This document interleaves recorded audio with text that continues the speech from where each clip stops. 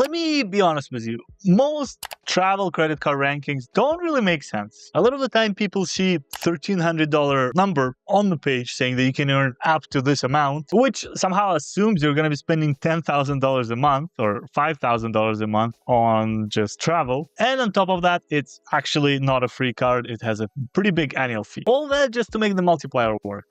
To me, it doesn't make sense because the real value is not the sign-up bonus or the honeymoon phase, as some people call it, but instead what happens after the first year.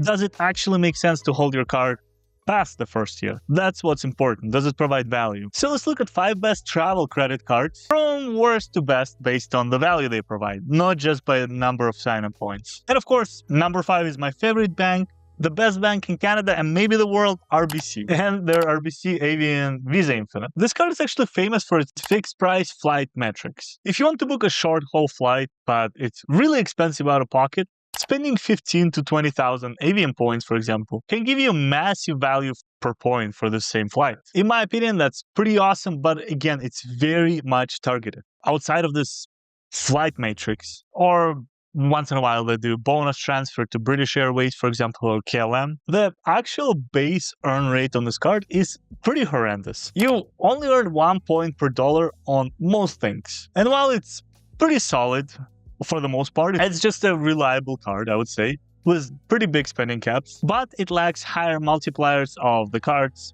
higher on the list. So let's keep going. At number 4, it is TD Aeroplan Visa Infinite, which I have made video on. It's a pretty awesome card. On the West Coast, Air Canada is not as popular, of course. That would be WestJet probably, but if you live on the East Coast, you fly with Air Canada, you need a travel card. This card is pretty awesome. It integrates perfectly to the Aeroplan ecosystem. You earn Aeroplan points, you get your first checked bag free, and you get pretty decent multipliers on gas and groceries. So it's not bad. But of course, but the reason I put it at number 4, first of all, is there are better cards. And second of all, its marketing is a little interesting. For example, TD Aeroplan Visa Infinite advertises the Companion Pass, which is super exciting. Wow, I can take somebody with me for, $199 instead of spending, hundreds and hundreds more.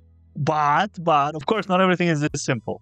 And unfortunately, they're not necessarily super clear on it. And the actual conditions are written in very small font underneath on one of the tabs that you have to click on. There's actually a pretty huge travel threshold. So in case for Air Canada Visa Infinite, it's $25,000 that you have to spend to be eligible for this annual pass per year. So I don't know how much you spend and I don't know how much you travel. Maybe it's very little money. But for me, $25,000, I don't know if there has been a year that I've spent that much. Of course, maybe if you're charging rent or something to this credit card via Chexi, then all right, maybe that makes sense. But otherwise, just spending it buying groceries, going out, buying clothes, that's a lot of money to spend.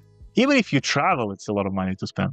So, and just to save a couple $100 on an annual voucher, to me, that doesn't seem very great. Once again, base perks are pretty cool. Premium perks are not necessarily very great. Hence, 4th place. But let's keep going. Of course, Scotiabank Passport Visa Infinite at number 3. If you're surprised that it's at number 3, we'll get going and you'll get the idea. I've made a video about it, and it's actually one of my first premium cards that I've ever bought for its companion lounge passes. And so obviously it holds a special place in my heart. And of course, it has 0 foreign transaction fees, which I didn't even know when I originally applied for it.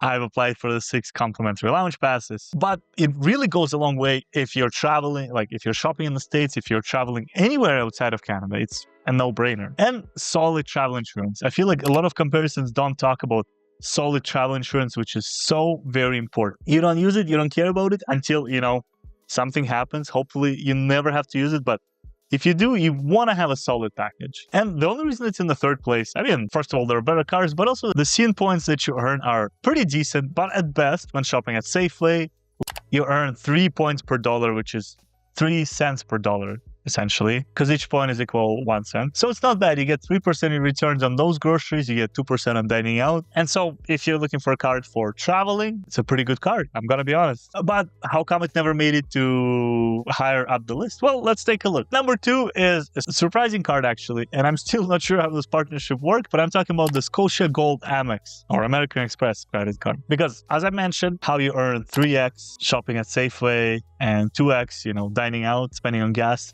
with Scotiabank Passport, well, this guy, you earn 6x shopping at Safeway, and you get 5x on dining out, fast food, and entertainment, and travel card.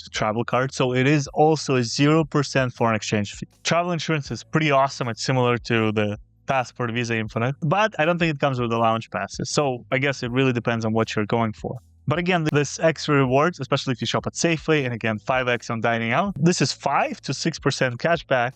So depending on how much you spend day to day or week to week, potentially you can pay for all the lounge passes with just your cash back, if that's what you are interested in. But again, you got to do the math for them. And the only drawback I would say is, again, it's an Amex card. It's Scotiabank partnership with Amex. So it runs on the American Express network. And Amex is usually pretty good in Canada for the most part, even though you still cannot use it at places like, Superstore. Plus, Amex is not necessarily widely used outside of North America. So if you're going to go to South America, Europe, Asia, there is a fair chance that you will not be able to use this card. So you cannot use it as the only card. And again, to some extent, that defeats that zero FX fee perk, you could say, when traveling. You can still shop online, but when traveling, it makes things a little bit more difficult. But let's go to number one contestant. And you probably already know what this card is. But if you don't, it's American Express Cobalt credit card. Everyone is a big fan of it. And if you're into this tinkering with your rewards, with your points, it's probably one of the best cards.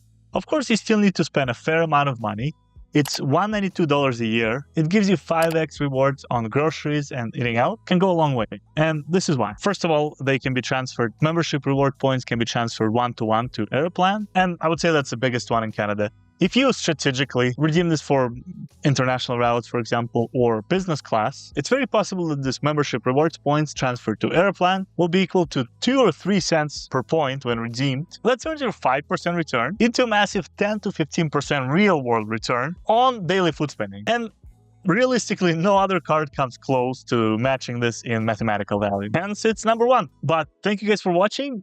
I think I've got all the travel cards kind of put in the right order, but if you think I made a mistake, please let me know in the comments down below. Once again, thank you for watching, and I'll see you in the next one. Take care.